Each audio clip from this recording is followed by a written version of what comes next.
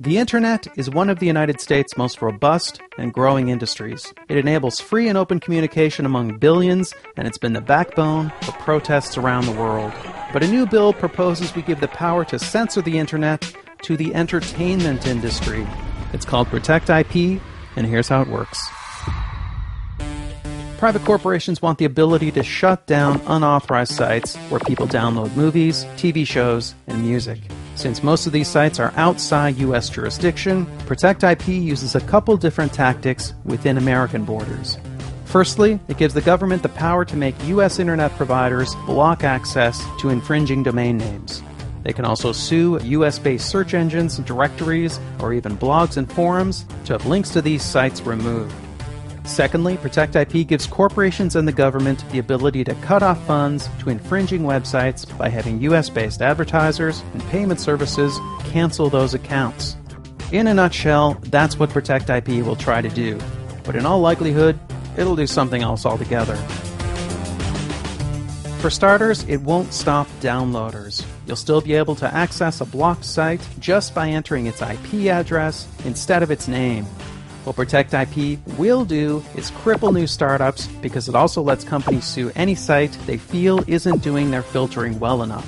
These lawsuits could easily bankrupt new search engines and social media sites.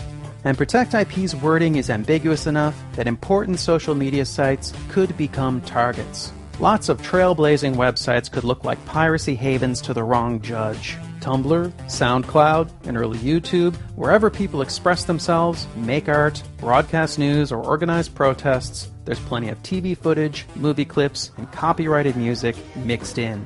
And even if you trust the US government not to abuse their new power to censor the net, what about the countries that follow in our path and pass similar laws? People around the world will have very different internets, and unscrupulous governments will have powerful tools to hinder free expression.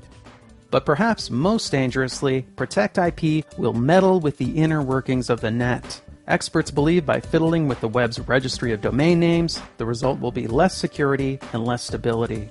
In short, Protect IP won't stop piracy, but it will introduce vast potential for censorship and abuse while making the web less safe and less reliable.